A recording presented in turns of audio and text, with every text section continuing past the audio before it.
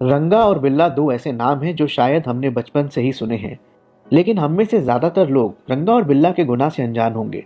इन दोनों ने एक ऐसे जघन्य अपराध को अंजाम दिया था जिससे पूरा देश आग बबूला हो उठा था और पूरा देश सदमे में था। वो कहानी आप भी सुनेंगे तो आप भी गुस्से से भर जाएंगे और शायद आपकी रूह भी कांप जाए। इन दोनों का गुनाह इतना बड़ा था कि इन्हें फांसी दे दी गई। इन दोनों से लोगों को इतनी नफरत हो गई थी कि फांसी के बाद रंगा और बिल्ला की लाश को भी इनके अपने घर वालों ने लेने से मना कर दिया था। रंगा और बिल्ला का नाम पहली बार सितंबर 1978 में चर्चा में आया। ये दोनों अपने एक और साथी के साथ मिलकर मुंबई में चोरी किया करते थे। एक मामले में इनका तीसरा साथी पकड़ा जाता है। ऐसे में ये दोनों भी डर जाते हैं कि शायद पुलिस इन्हें भी पकड़ लेगी। दोनों मुंबई से एक गाड़ी चुराते हैं और वहां से रातों रात राजस्थान निकल जाते हैं। राजस्थान में कुछ दिन ठहरने के बाद ये गुजरात जाते हैं, लेकिन वहां भी इनका मन नहीं लगता और फिर वहां से रंगा और बिल्ला ट्रेन पकड़कर दिल्ली आ जाते हैं। रंगा और बिल्ला 16 अगस्त 1978 को दिल्ली आते हैं। दिल्ली आते ही ये दोनों मजलिस पार्क के करीब एक कमरा किराए पर लेते हैं और 2 महीने का पैसा एडवांस में दे देते हैं। दोस्तों, दिल्ली आकर इन दोनों का मकसद काम करने का नहीं था, बल्कि यहाँ भी ये दोनों चोरी और किडनैपिंग की नीयत से ही आए थे।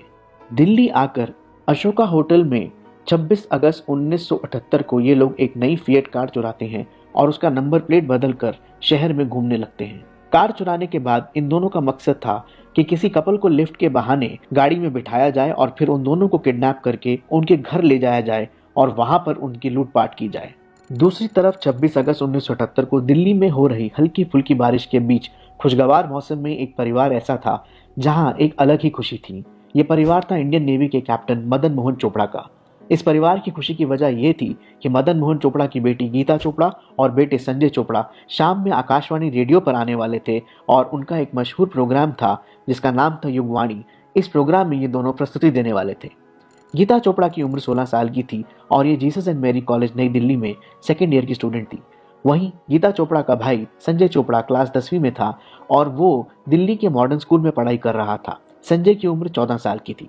उस दिन कैप्टन मदन मोहन चोपड़ा काफी बिजी थे, इसलिए वो अपने बच्चों को कहते हैं कि तुम दोनों ऑटो से या लिफ्ट लेकर आकाशवाणी स्टूडियो चले जाओ। मैं रात में प्रोग्राम खत्म होने के बाद स्टूडियो से ही तुम लोगों को रिसीव कर लूंगा। उन दिनों दिल्ली में लिफ्ट लेना कोई बड़ी बात नहीं थी और लोग प्राइवेट टैक्सी लेने की बजाय एक दूसरे से लिफ्ट मांग लिया करते थे। अपने पिता की बातें सुनकर गीता और संजय घर से तैयार होकर शाम को 6:15 बजे आकाशवाणी स्टूडियो के लिए निकल जाते हैं। ये दोनों बच्चे अपने घर से निकलकर सड़क पर एक गोलंबर के करीब आकर रुक जाते हैं। यहाँ ये दोनों एक कार में लिफ्ट लेते हुए धौला कुआं से गोल डाकखाना तक आते हैं। उस समय शाम के 6:30 बज रहे थे और बूंदाबांदी थोड़ी तेज हो चुकी थी। बारिश के बीच ये दोनों बच्चे किसी गाड़ी का इंतजार करने लगते हैं ताकि आकाशवाणी स्टूडियो पहुंचा जा सके। कुछ देर इंतजार करने के बाद इन दोनों को एक मस्टर्ड कलर की फिएट कार नजर आती है। फिएट को देखते ही ये दोनों भाई बहन गाड़ी को रोकने का इशारा करते हैं। इन दोनों भाई बहनों ने जिस गाड़ी को रोकने का इशारा किया था ये वही गाड़ी थी जिसे रंगा और बिल्ला चला रहे थे और सुबह से सड़क पर अपने शिकार की तलाश में थे।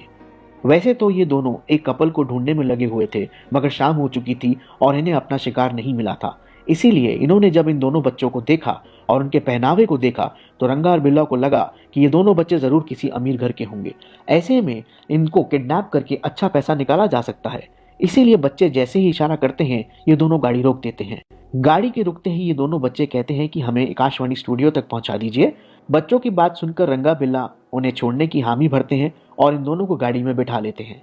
गीता और संजय के गाड़ी में बैठते ही ड्राइविंग सीट संभाले हुए रंगा गाड़ी को आगे बढ़ाना शुरू कर देता है। इधर बिल्ला उन बच्चों से उनका नाम और उनके पिता का नाम पूछता है। साथ ही ये भी पूछता है कि उनके पिता क्या करते हैं। जब रंगा और बिल्ला को पता चलता है कि संजय और गीता मदन मोहन चोपड़ा इंडियन नेवी के अधिकारी के बच्चे हैं तो इन दोनों को अंदाजा हो जाता है कि शायद इनके घर से ज्यादा पैसे नहीं मिलेंगे। इसीलिए अब ये दोनों दूसरी प्लानिंग बनाने लगते हैं।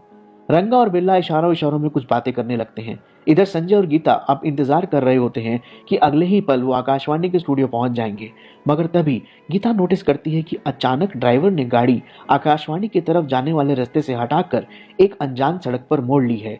इस पर गीता और संजय दोनों ड्राइवर को टोकते हैं तो बिल्ला जवाब देता है कि बारिश की वजह से आगे कुछ दिक्कत हो गई है, इसीलिए हम दूसरे रास्ते से वहां पहुंचेंगे। ड्राइवर की बात सुनकर गीता और संजय को लगने लगता है कि जरूर दाल में कुछ काला है। इसीलिए वो दोनों ड्राइवरों को कहते हैं कि गाड़ी रोक दीजिए और हमें यहीं उतार दीजिए। मगर रंगा और बिल्ला बहुत शातिर होते हैं और ये गाड़ी रोकने की बजाय उसकी रफ्तार और बढ़ा देते हैं। रंगा और बिल्ला इतने शातिर थे कि इन दिनों में गाड़ी चुराने के बाद गाड़ी के दोनों गेटों के अंदर से खोलने वाली हैंडल को पहले से ही हटा देते थे। इसीलिए जब रंगा बिल्ला गाड़ी नहीं रोकते तो गीता और संजय खुद ही दरवाजा खोलने की कोशिश करने लगते हैं, लेकिन हैंडल ना होने की वजह से ये दोनों गेट नहीं खोल पाते हैं। अब गाड़ी के अंदर संजय और गीता रंगा और बिल्ला से लगातार गाड़ी रोकने की जिद करते हैं। जब बात नहीं बनती तो अपनी पूरी शक्ति के साथ गीता और संजय रंगा बिल्ला पर हमला करते हुए उन दोनों को रोकने की कोशिश करते हैं, मगर वो दोनों ऐसा नहीं कर पाते क्योंकि रंगा और बिल्ला ने अपने हाथ में एक तलवार ली हुई थी जिससे उसने संजय को घायल कर दिया था। घायल होने के बावजूद ये दोनों बड़ी बहादुरी से रंगा और बिल्ला का मुकाबला कर रहे होते हैं। तब तक गाड़ी चलते हुए गोल डाक खाना के करीब आ पहुंचती है। यहाँ पर भगवान दास नाम के एक व्यक्ति की नजर इस कार पर पड़ती है। भगवान दास उस समय अपने स्कूटर पर सवार थे। भगवान दास देखते हैं कि गाड़ी की अगली सीट पर एक आदमी बैठा हुआ है, जबकि पिछली सीट पर दो बच्चे हैं जो लगातार गाड़ी के अंदर से चीख चिल्ला रहे हैं और मदद की गुहार लगा रहे हैं।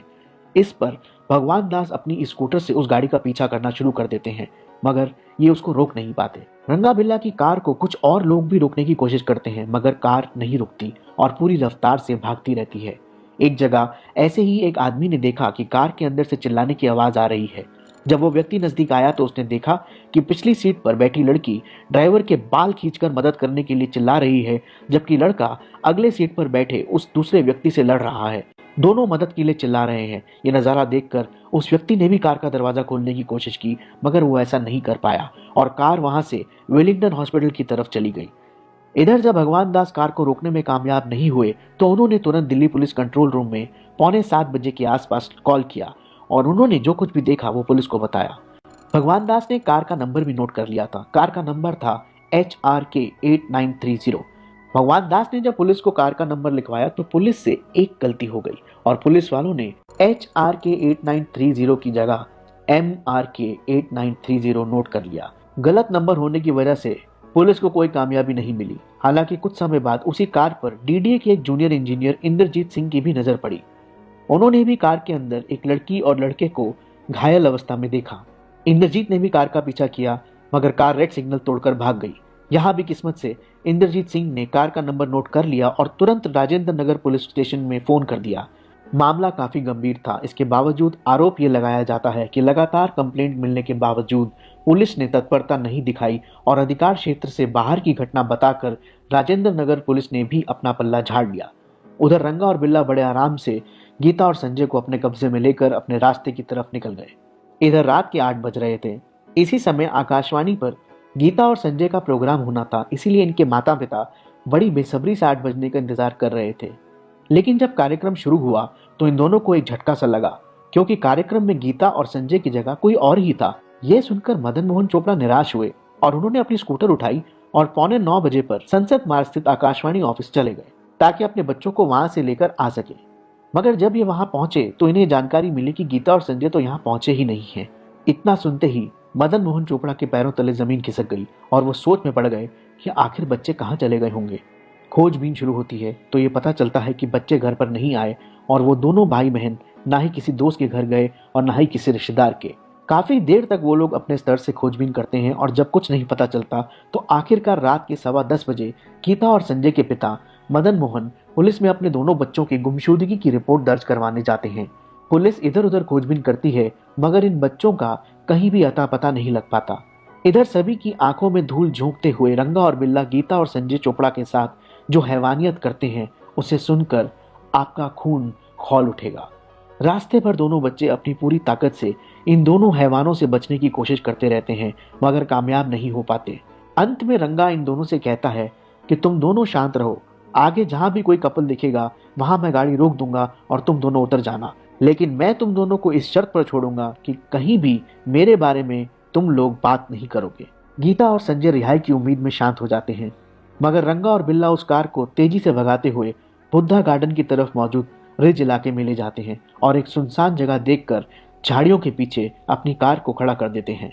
जंगल में कार खड़ी करने के बाद रंगा कार से संजय चोपड़ा को कहते हुए उतारता है कि चलो मैं तुम्हें वहां ले जाकर आजाद छोड़ दूंगा, मगर कार से लगभग 100 कदम दूर ले जाकर रंगा अपने पास मौजूद तलवार से सीधा संजय चोपड़ा की गर्दन पर वार करता है, जिससे संजय वहीं पर ढेर हो जाता है। हालांकि तब तक वो मरा नहीं होता।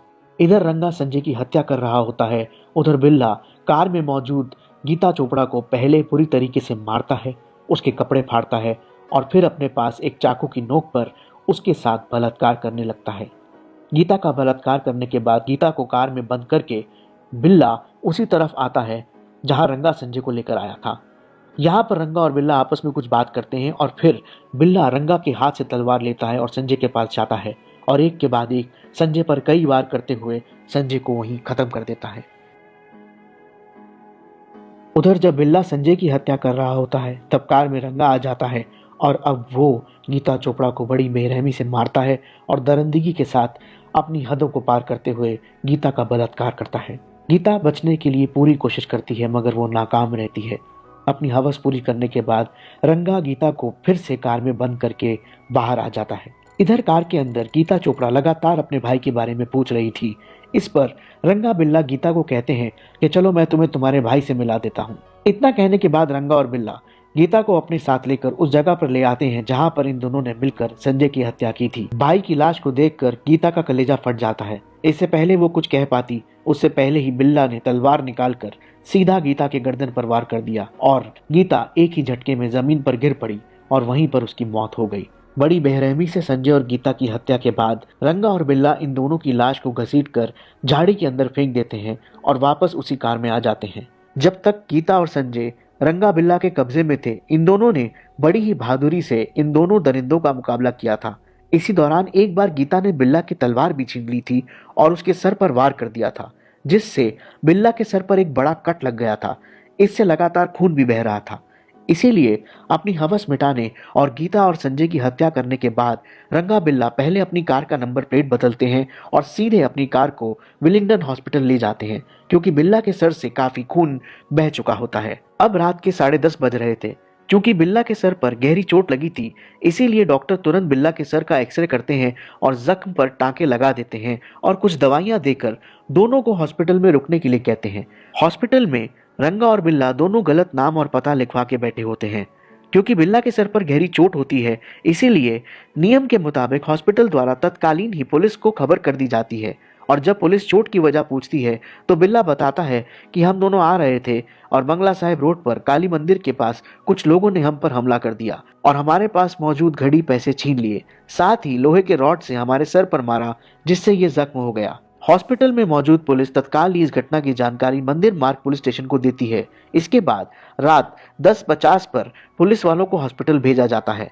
इधर डॉक्टर ने बिल्ला को चोट गहरी होने की वजह से हॉस्पिटल में रुकने के लिए कहा था मगर रात के 11:10 पर ये दोनों हॉस्पिटल से छुट्टी लेने के लिए कहते हैं लेकिन वहां मौजूद पुलिस वाले पहले उनसे उस जगह पर ले जाने के लिए कहते हैं जहां इनके साथ छीना चपटी हुई थी। रंगा बिल्ला तो किसी भी सूरत में जल्द से जल्द वहां से भागना चाहते थे मगर पुलिस वालों के कहने पर वो उन्हें उस मनगढ़ंत जगह पर ले गए और पुलिस को अपनी बातों में उलझाए रखा। काफी कोशिशों के बावजूद पुलिस को वहां पर छीना चपटी संबंधित कोई भी सबूत नहीं मिले। इसके बाद पुलिस रंगा बिल्ला को लेकर थाने ले आती है लेकिन यहाँ से रात के 1:45 पर रंगा और बिल्ला कुछ बहाना बनाकर निकल जाते हैं जबकि पुलिस उन्हें कहती है कि कल आप दिन में फिर से आना। ये दोनों रात के अंधेरे में थाने से निकलते ही अपने किराए के कमरे में वापस आते हैं, यहाँ से कुछ जरूरी सामान लेते हैं और वहीं से मुंबई भाग जाते हैं। मुंबई में कुछ दिन रुकने के बाद रंगा और बिल्ला आगरा में आकर छुप जाते हैं। इधर गीता और संजय के गायब होने की रिपोर्ट दर्ज किए 24 घंटे से ज्यादा बीत चुके थे मगर पुलिस को इन दोनों का कोई सुराग नहीं मिला था। इधर दोनों के गायब होने के 2 दिन बाद यानी 28 अगस्त 1978 को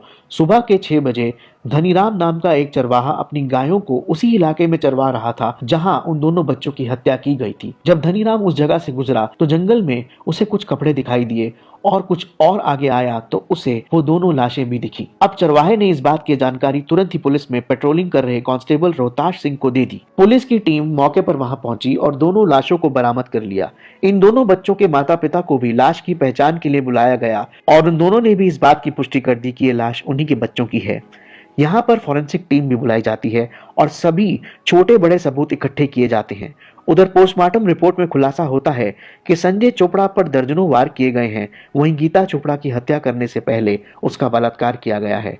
साथ ही उसके पूरे शरीर पर कई गंभीर वार भी किए गए हैं। इस खुलासे के बाद पुलिस पर जल्द से जल्द उनके कातिलों को पकड़ने का दबाव बन रहा था, मगर कहीं ना कहीं मदन मोहन चोपड़ा को लग रहा था कि पुलिस इस मामले में सुस्ती बरत रही है। इसलिए 2 दिन बाद मदन मोहन चोपड़ा ने मीडिया वालों को सामने आकर अपनी पूरी कहानी बताई और इंसाफ की गुहार लगाई। जब ये खबर मीडिया में छपी तो पूरा देश गुस्से से उबलने लगा। हर जगह बस इसी खबर की चर्चा थी। दिल्ली और देश में उस समय लगभग वैसा ही माहौल बन गया था जैसा कि निर्भया कांड के बाद बना था। पूरी दिल्ली सड़क पर थी और हर कोई संजय और गीता के कातिलों को जल्द से जल्द फांसी के फंदे पर लटकते हुए देखना चाहता था। मगर घटना के कई दिन बीत जाने के बाद भी पुलिस के हाथ कुछ न लगा। जिन लोगों ने कार में रंगा और बिल्ला को देखा था, उनकी निशानदेही पर रंगा बिल्ला के कुछ स्केच भी तैयार किए गए और पूरे देश में इनके पोस्टर लगवाए गए। अखबारों में रंगा बिल्ला की पोस्टर छपवाए गए और साथ ही इन दोनों का सुराग देने वाले को मोटी रकम देने का ऐलान भी किया गया। इन सब के बावजूद हफ्ते दिन से ज्यादा बीत जाते हैं, लेकिन रंगा बिल्ला पकड़ में नहीं आते और इससे देश भर के लोगों का गुस्सा 7वें आसमान पर पहुंच जाता है। ये मामला इतना बड़ा हो गया था, इसका अंदाजा आप इस बात से लगा सकते हैं कि जब पूरी दिल्ली सड़क पर आई तो तत्कालीन विदेश मंत्री अटल बिहारी वाजपेयी जी उनसे बात करने के लिए आए, लेकिन पत्थरबाजी की वजह से उन्हें वापस लौटना पड़ा और उन्हें भी चोट लग गई। मामले की गंभीरता को देखते हुए अंत में तत्कालीन प्रधानमंत्री मोरारजी देसाई ने संजय और गीता के घर जाकर शोक प्रकट करने का फैसला किया। साथ ही जल्द से जल्द केस को सॉल्व करने की हिदायत दिल्ली पुलिस को दी। अब इस मामले को प्रधानमंत्री खुद ही हैंडल कर रहे थे, इसीलिए पुलिस पर भी भारी दबाव था कि वो जल्द से जल्द अपराधियों को गिरफ्तार करे। माहौल ऐसा बन चुका था कि रंगा बिल्ला भागते भी तो कब तक भागते और कहां भागते। इस घटना को अंजाम देने के बाद रंगा बिल्ला दिल्ली से मुंबई भाग गए थे और मुंबई से आगरा में कुछ दिन रुकने के बाद कहीं और भागने की नियत से 8 सितंबर 1978 को वो दोनों आगरा में यमुना रिवर ब्रिज के पास कालका मेल ट्रेन से एक बोगी में सवार हो गए। ये दोनों ट्रेन में चढ़ तो गए, मगर गलती से उस बोगी में चढ़े जो केवल इंडियन आर्मी के जवानों के लिए रिजर्व। जैसे ही दोनों ट्रेन के अंदर गए, आर्मी के जवानों ने उन्हें घेर लिया और इनसे इनके आइडेंटिटी कार्ड मांगे। इस पर रंगा और बिल्ला आर्मी के जवानों से झगड़ा करने लगे। इसी बीच उसी बोगी में मौजूद इंडियन आर्मी के जवान लांस नायक AB शेट्टी ने इन दोनों को पहचान लिया, क्योंकि उन्होंने रंगा और बिल्ला के केस का अखबार में डिटेल में ब्यौरा पढ़ा था। इसीलिए जैसे ही उन्हें शक हुआ कि ये रंगा बिल्ला हो सकते हैं, आर्मी वालों ने तुरंत रंगा बिल्ला को बांध दिया और 9 सितंबर 1978 को नई दिल्ली रेलवे स्टेशन पर आर्मी वालों ने इन दोनों को दिल्ली पुलिस के हवाले कर दिया। इन दोनों की गिरफ्तारी के बाद तत्काल ही पुलिस ने इनके पास मौजूद बैग की तलाशी ली तो उसमें से एक तलवार मिली, जिससे रंगा बिल्ला ने गीता और संजय की हत्या की। और इसके अलावा बैग से वो कपड़ा भी मिला जो कपड़ा रंगा और बिल्ला ने घटना वाले दिन पहना हुआ था। उस कपड़े पर खून के निशान थे। इसके तुरंत बाद पुलिस रंगा और बिल्ला को गिरफ्तार करके पूछताछ करना शुरू कर देती है। पूछताछ में रंगा बिल्ला इस तरह की किसी भी घटना से इनकार कर देते हैं, मगर जिस हॉस्पिटल में बिल्ला का इलाज करवाया गया था उस हॉस्पिटल के डॉक्टर ने भी कंफर्म कर दिया कि उस रात यही दोनों हॉस्पिटल में आए थे। अपराधी तो पकड़े जा चुके थे, मगर सबूत के बिना कोर्ट भी कुछ नहीं सुनता, इसीलिए पुलिस ने सबूत जुटाने शुरू कर दिए। पुलिस जब सख्ती से पूछताछ करती है तो रंगा और बिल्ला पूरी कहानी शुरू से लेकर अंत तक बता देते हैं। इसके अलावा इस मामले में कुछ ऐसे सबूत पुलिस के हाथ लगते हैं जो काफी अहम साबित होते हैं। दरअसल जो कपड़ा रंगा और बिल्ला के पास से पाया गया था, उस कपड़े पर जांच के दौरान ये पाया गया कि वो खून के निशान गीता और संजय के ही थे। इधर कुछ दिन पहले पुलिस ने उस कार को भी ढूंढ निकाला जिसका इस्तेमाल इस हत्याकांड में हुआ था। उस कार से पुलिस ने जो बाल बरामद किए थे वही बाल संजय चोपड़ा के शरीर पर भी पाए गए थे और ये दोनों सैंपल रंगा के बालों से मेल खाते थे। इसके अलावा बिल्ला के बाल गीता चोपड़ा के बदन पर मिले थे। जब रंगा और बिल्ला गीता के साथ बलात्कार कर रहे थे तो गीता ने बचने के लिए अपने नाखूनों का भी इस्तेमाल किया था। गीता के नाखूनों से जो नमूने इकट्ठा किए गए वो सभी रंगा और बिल्ला से मैच कर रहे थे। मिट्टी के जो नमूने लाश से लिए गए थे वही नमूने रंगा बिल्ला के कपड़ों पर भी थे। पुलिस ने हत्या में इस्तेमाल किए गए तलवार को भी बरामद कर लिया था। गीता के बलात्कार और हत्या के बाद ये दोनों जिस हॉस्पिटल में गए थे वहां इन दोनों ने अपने फिंगरप्रिंट्स एक्सरे प्लेट पर छोड़ दिए थे। इस पूरे मामले में वो बहुत बड़ा सबूत साबित हुआ। कुल मिलाकर सभी सबूत चीख चीख कर इसी बात की गवाही दे रहे थे कि पूरी हैवानियत रंगा और बिल्ला की ही है।